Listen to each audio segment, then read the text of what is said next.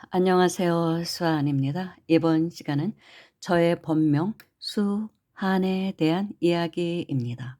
저의 본명은 분명히 물수자, 한수 한자, 수한입니다. 그런데 제가 발음할 때 수안으로 들리나 봐요. 좀 부드럽게 발음이 나가다 보면. 그래서 편지 올 때 보면 수한보살님 뭐 이렇게 오더라고요. 그런데 엄연히 수한입니다. 그렇다면 어떻게 해서 이 본명을 제가 인제 짓게 되었는지, 이 본명을 받게 되었는지에 대한 이야기인데, 아마 2010 년쯤 그때였을 것 같아요. 그 당시 저는 네이버 블로그가 아니라 다음 블로그, 다음 사이트에서 열심히 블로그 활동을 할 때였습니다. 열심히 공부한 것을 글로 남기던 그런 때였죠. 그 후에 인제 몇 년 전에 다음 블로그는 서비스를 중단했습니다. 다음 사이트 자체에서. 그래서 다음에는 블로그라는 게 지금은 없습니다. 그 바람에 저도 인제 그 2년 전부턴가 없어지기 네이버로 옮겨오기 시작을 했습니다. 왠지 다음은 불안하다는 얘기를 누군가 하더라고요. 없어질 것 같다. 그래서 네이버로 옮기는 작업을 해서 한 3분의 2 정도는 옮겨온 상태입니다. 그리고 다음 블로그는 사라졌고, 그런데 다음 블로그를 아주 열심히 할 때 어느 날 어느 고사님한테 편지가 왔어요. 이제 제 글을 열심히 읽는 사람이라고 소개를 하면서 자신은 약사열애를 신앙을 하고 있다고 했습니다. 그래서 늘 약사열애, 다란이를 하고 있다고 했습니다. 열심히, 아주 열심히 했더니 어느 날 약사열의 부처님께서 꿈에 나타나서 법명을 주셨다는 거예요. 그래서 "법명이 뭐입니다." 이렇게 소개를 하는 그런 편지가 왔어요. 그러면서 저보고 "보살님도 열심히 기도를 하셔서 꿈속에서 직접 부처님께 법명을 받으시면 좋을 것 같습니다."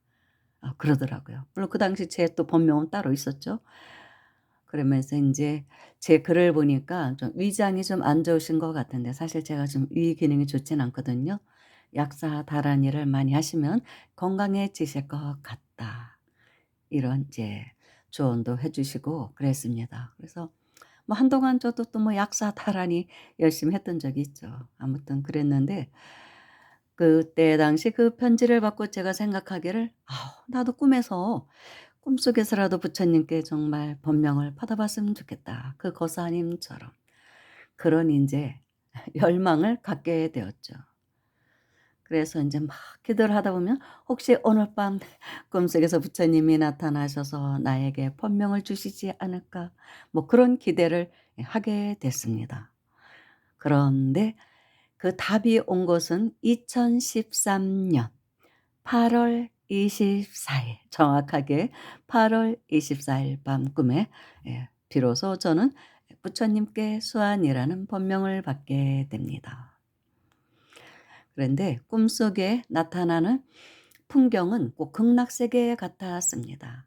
아주 깊은 산속에 있는 가람인데, 절인데 나무 아미탑을 연불 소리가 들리고 있더라고요. 네. 눈에 보이는 전각은 대표적으로 두 개가 보였습니다, 큰 법당이. 그래서 한 법당을 보니까 그쪽에서는 인제 보살님들 목소리가 많이 들리더라고요. 그래서 문틈으로 이렇게 엿봤습니다. '어떤 분들이 계신가?' 그랬더니 보살님들이 쭉 앉아 가지고 나무 아미탑을 연불을 하고 계셨습니다. 그런데 이쪽 인제 대웅전 쪽, 저 큰 건물에서도 나무 아미탑을 연불 소리가 들리는데, 그쪽은 좀 남성 목소리가 들리더라고요. 그래서 그쪽을 또 이렇게 봤습니다. 그랬더니 대웅전에서는 스님들이 한2삼3 0분 그 정도 되시는 분들이 쫙 부처님 전에 앉으셔 가지고 나무 아미탑을 연불을 하고 계셨습니다. 너무나 장엄하고 듣기가 좋더라고요. 보살님들의 나무 아미탑을 연불 소리도 참 듣기 좋았고 지금도 귀에 들리는 것 같습니다, 그때의 그 연불 소리가. 그런데 또 특이한 것은 스님들이 계신 대웅전, 그 이제 밖에는 신발이 놓여 있는데, 스님들이 신는 신발이 가지런히 놓여 있는데 다 흰 고무신이더라고요. 그래서 인제 신발이 들어갈 때 벗어놓은 모습이더라고요. 법당 쪽으로 인제 신발 앞머리가 향해 있는. 그래서 저는 또 나름대로 나오실 때 신기 편하시게 이제 바꾸어서 반대로 돌려 놓는 작업을 쭉 했습니다, 신발을. 그런데 이 고무신에 다 이름이 써 있는 거예요, 이름이. 그러니까 스님들 본명이 다 써 있더라고요. 그런데 눈에 탁 들어오는 신발이 있는데 거기에 본명은 수한이었습니다. 한문으로 수한이라고 써 있었습니다. 두 글자가 딱 써 있더라고요. 이상하게 그 글씨가 제 두 눈에 탁 들어왔습니다. 그런데 인제 예불을 다 끝나고 스님들이 문을 열고 법당 문을 열고 나오시더라고요. 한 분 한 분 나오시는데 이 수안이라고 써 있는 흰 고무신을 어느 스님이 신으시는데 이상하게 저는 그 스님이 눈에 탁 들어왔습니다. 그리고 스님과 눈이 마주쳤죠. 지금도 그 스님의 형상은 잊혀지지가 않습니다. 키도 크고 후리후리해 가지고 얼굴이 하얗고 정말 천상에서 오신 뭐 어떤 천인 같은 그런 아주 맑고 깨끗한 그런 얼굴이었습니다. 굉장히 고고한 그런 느낌이 나더라고요, 그 스님이. 그런데 이 스님이 저를 보시더니 하시는 말씀이 "보살님, 네, 이 법명 꼭 기억해 두십시오." 그러시는 거예요. 그러면서 당신의 그 하얀 고무신을 가리키는 겁니다. 그래서 저는 또 인제 또 한 번 봤죠. 물숫자에 한수 한자. 한문으로 쓰여 있더라고요. 물숫자에 한수 한자. "이 법명을 꼭 기억해 주십시오. 당부합니다. 잊지 말고 이 법명을 기억하십시오." 그러면서 뒤돌아서 싹 걸어가시더라고요. 그러고서 꿈에서 깼습니다. 너무나 정말 역력하게 기억에 남는 그때의 광경은 지금까지도 10 년이 넘었지만 잊혀지지 않는 광경입니다. 그때의 나무 아미탑을 연불 소리까지 너무나 거룩해 보였어요. 그런데 그 스님의 모습도 굉장히 거룩한 모습이었습니다. 하얀 피부 깨끗하고 맑은 그 얼굴 호리호리하고 키도 크고 그러신 부처님께서 스님께서 법명을 수한으로 써 있는 흰 고무신에 써 있는 그 글씨를 가리키면서 "잊지 말고 꼭 기억해 두십시오." 그러시더라고요. 그래서 인제 저는 나름대로 해석하기를 '아 이게 바로 부처님께서 나에게 법명을 주신 것이구나. 법명을 쥐어 주셨구나.' 이제 그렇게 저 나름대로 해석을 한 것이죠. '분명히 부처님이야. 나는 부처님께 법명을 받았어.' 하고 너무 좋아 가지고 그전에 있던 법명을 인제 그만 쓰고 그때부터는 제가 수한이라는 법명을 쓰기 시작했습니다. 수한. 참 너무나 듣기 좋죠. 그래서 근데 사실은 물수자와 한수한자 다음 한수한은 중국의 황하강 을 의미하거든요. 그러면 엄청나게 큰 강물이죠. 근데 앞에도 또 물 숫자가 있어요. 그래서 제 나름 생각하기에는 아주 큰 물, 황하강 같은 그런 강처럼 큰 대보살이 되라는 그런 뜻이 아니었을까.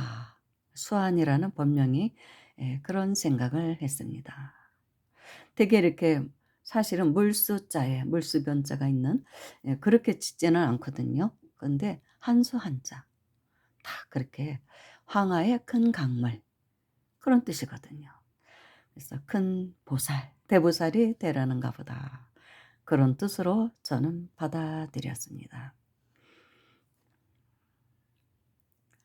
그런데 그 후 제가 공부를 하면서 또 생각한 것은 어쩌면 제가 꿈속에서 본 그 스님, 제가 부처님이라고 생각하는 그 스님은 다른 평행 우주, 평행 우주가 있다고 하잖아요. 다른 차원계에서 내가 또 존재한다고 하죠. 지구도 음의 지구, 양의 지구가 있고 우리가 현재 살고 있는 이 지구는 음의 지구고 양의 지구가 또 따로 있다고도 합니다. 평행 공간에 따로 존재한다. 그곳에서의 나의 모습은 또 다른 사람으로 살고 있다는 이야기를 합니다. 지금 현재 과학계에서는 이 평행 우주를 거의 인정하는 그런 단계까지 갔습니다. 다른 차원계에서 내가 존재한다는 것이죠. 그렇다면 혹시 꿈에서 본 그 스님은 평행 우주 속의 다른 차원에 계신 다른 세계에서 살고 있는 또 하나의 나가 아닐까 이런 생각이 들어요. 그래서 꿈속에서 만났던 게 아닐까. 우리가 꿈을 꿀 때 전혀 가보지 않은 어떤 세계를 가는 경우가 많아요. 또 모르는 사람들을 만나기도 하고 그것이 망상만이 아니라 환상만이 아니라 뭐 전생의 모습일 수도 있고 미래의 또 일이기도 하고 그렇기도 하지만 평행 우주 속에 또 하나의 나의 모습일 수도 있다고 현대 과학계에서는 말하고 있습니다. 평행 우주 속에 또 하나의 나의 삶, 나의 삶, 나 자신과 만나서 대화를 하는 것이라고 합니다. 그래서 어쩌면 그 스님은 평행 우주 속 어디선가 존재하고 있는 삶을 영위하고 계신 스님으로 살고 있는 또 하나의 나의 모습이 아닐까. 그리고 그 스님의 본명이 수환이 아닐까. 이런 생각이 듭니다. 그럴 수도 있겠다는 생각이 들어요. 그럴 수도 있는 거예요. 얼굴이 하얗고 조그맣고 뽀얀 거는 뭐 현재의 제 모습하고 뭐 많이 닮으셨더라고요. 오목조목하게 생기신 거는. 근데 뭐 키는 크고 후리후리하지는 제가 않지만 아무튼 그 맑은 얼굴은 현재 얼굴하고 사실은 많이 닮았다고 볼 수 있어요, 제 모습과. 그래서 '아 정말 어쩌면 평행 우주 속의 나일 수도 있겠다.' 내가 또 하나의 나를 만나서 그 늘 그렇게 본명을 꿈속에서 받고 싶으니까 스승한 존재한테. 그러니까 평행 우주 속에 또 하나의 나라면 굉장히 이 지금의 이 지구 음의 지구에 살고 있는 나보다는 훨씬 스승한 존재라고 볼 수 있겠죠. 그리고 나무아미타불 연보를 열심히 하고 계시는 분. '아 그럴지도 모르겠다.' 이런 생각도 듭니다. 근데 제가 처음으로 법명을 받은 건 무량수입니다. 제가 불교의 귀에서 가장 좋아한 단어가 무량수와 해인이었어요. 해인. 그래서 해인사를 유난히 좋아했고 해인이라는 그 언어 자체가 너무 좋아요. 그래서 훗날 제가 해인사에서 스님이었던 거를 인제 또 그런 또 제가 방송을 올리긴 했습니다. 아주 묘한 그런 이야기를 올린 적은 있고 그리고 이상하게 무량사 그런 예 절 이름을 보면 이상하게 뭔가 고향 같은 느낌이 들고 막 그랬어요. 그랬는데 제가 인제 처음 법명을 받을 때 그러니까 20여 년 전에 인제 처음 법명을 받을 때 그 당시 다니던 사찰에 인제 주의 스님께서 법명을 지어 주셨는데 무량수라고 지으셨더라고요. 근데 인제 숫자가 목숨 숫자입니다. 그래서 제가 스님한테 "저 스님 혹시 제가 명이 짧아서 목숨 숫자를 넣으셨나요?" 무량한 수명. 무량수의 숫자가 꼭 수명 목숨 숫자 아닐 수도 있는 거거든요. 다르게 할 수도 있거든요. 근데 목숨 숫자라고 그랬더니 스님이 뭐 부정도 안 하시고 고개를 그냥 끄덕끄덕 하시더라고요. 그러니까 제가 단명하다는 거죠. 사주를 보고 되게 지으시잖아요. 그래서 목숨 숫자를 넣었다. 그러니까 명을 이으라고 이제 그런 뜻으로 고개를 끄덕끄덕 하시더라고요. 그때가 제가 40대 중반이었었어요. 40대 중반에. 중반인가 초반 아니다. 중반도 아니고 초반 40대 초반에 그 절에 처음 가 갖고 법명을 받았는데 그러니까 20 년이 좀 넘었죠. 40대 초반에 무량서. 근데 너무 마음에 드는 거예요 그 법명이. 내가 이렇게 무량수란 단어랑 해인을 좋아했는데 둘 중에 2개 중에 하나를 내가 얻었구나. 그래서 무량수로 인제 그때는 불렸습니다. 그러다가 인제 그 후에 또 뭐 다른 법명도 또 어느 선방에서는 큰 스님께서 반야지를 해라. 반야행으로 하라 뭐 이러기도 하고 뭐 하여튼 그러셨는데 그래서 또 그 사찰에서는 제가 반야행위로도 불리고 뭐 그랬습니다. 그런데 이렇게 법명을 지을 때는 그 사람의 운세를 보고 많이 지으십니다. 그런데 선방의 큰 스님은 이제 반야를 지으신 건 지혜를 우리가 얻어야 되니까요. 굉장히 중요하거든요. 그 지혜를 얻는 게 수행을 하면 반야바람이 굉장히 중요하거든요. 그래서 인제 선방이고 하니까 반야행으로 지어 주셨던 것 같아요. 근데 아무튼 무량수로 그래서 뭐 진짜 그 제 법명 덕을 봤는지 제가 40대 단명이라는 소리를 많이 들었거든요. 40대 후반에 못 넘긴다는 말도 들었는데 지금 60대 중반인데 이렇게 잘 살아 있습니다. 그러니까 열심히 수행하고 뭐 공덕도 짓고 나름대로 봉사도 많이 하고 뭐 보시도 많이 나름대로는 한 편이고 뭐 그래서 명을 이어왔는지 이렇게 법보시도 하고 그랬던 게 아닌가 하는 생각이 들어요. 아무튼 그렇게 법명은 그 사주팔자를 보고 많이 지으십니다. 그래서 스님들이 법명을 짓기 위해서도 어느 정도의 그 성명학 같은 거를 공부를 하십니다. 신도들이 뭐 지어 달라는데 "저 그거 지을 줄 몰라요." 그러면은 또 신도들이 다른 절로 가요. 다른 절로 가고 그러니까. 그리고 스님이 굉장히 법력도 없는 줄 알아요. '아유 스님은 그런 저런 것도 못 지으실까.' 막 이러거든요. 근데 물론 어느 스님은 인제 이 사주 안 보고 그냥 직감으로도 지으십니다. 직감으로 사람 얼굴 딱 볼 때 딱 떠오르는 어떤 단어가 있는 거예요. 그러면 그걸로 지어 주시기도 합니다. 그 사람의 전체적인 어떤 이미지라는 게 있거든요. 그걸 보고 지으시기도 해요. 근데 인제 손초사님 같은 경우는 절대로 안 지어 주셨습니다.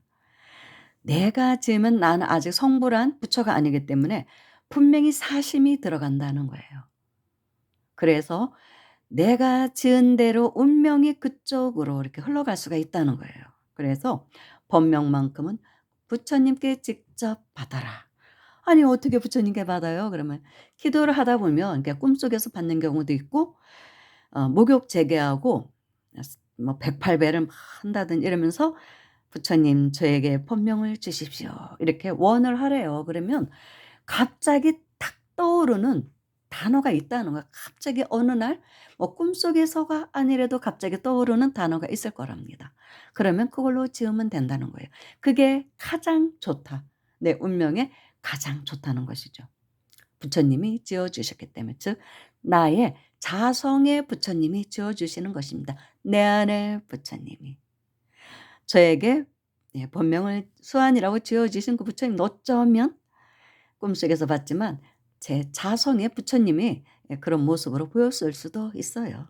그랬을 수도 있고 평행 우주 속의 나일 수도 있고 둘 중에 하나겠죠. 아무튼 자성의 부처님이 그렇게 나타나셔서 어떤 형상을 모습으로 나타나서 지어 주십니다. 알려 주시는 것이죠. 그게 내 운명에 가장 합당한 본명이라는 것입니다. 그러니까 자녀를 낳았을 때 이름도 이제 손조사님 같은 경우는 기도를 하고 부처님께 받으라는 거예요. 근데 그렇게 하는 사람이 거의 없죠. 그러니까 가게를 차렸을 때 상호도 그렇게 해서 받으라고. 근데 손조사님 제자 중에는 상호를 정할 때 그렇게 한 사람도 있어요. 백팔배하고 다란이를 막 하면서 앉아 있으니까 갑자기 딱 떠오르더래요. 그래서 그것으로 인제 상호를 정했다는 그런 분도 있습니다. 그것이 가장 좋다는 거예요. 내 안에 자성의 부처님이 지어 주시니까. 그냥 막 어거지로 생각하면은 잡기가 붙어서 오히려 안 좋은 그런 이름을 지어 줄 수도 있습니다. 목욕제계하고 경건한 마음으로 정성을 들여야 하는 것이죠. 무엇이든지. 저도 몇 년간 정성을 들여서 수안이라는 본명을 받은 것입니다. 자성의 부처님이 지어 주셨든 아니면 평행 우주 속에 또 하나의 스님으로 살고 계시는 나이든지 수안이라는 본명으로 살고 계신 스님이시든지 아무튼 그렇게 해서 수안이라는 본명을 받아서 이렇게 활동을 하고 있습니다. 근데 굉장히 좋아요. 맑은 느낌이 들어요. 수환할 때는 느낌이 항상 청량감, 맑은 느낌이 탁 듭니다. 물수자기 때문에 그런 것도 같습니다. 여러분도 한번 꿈속에서 부처님께 법명을 받아 보십시오. 감사합니다.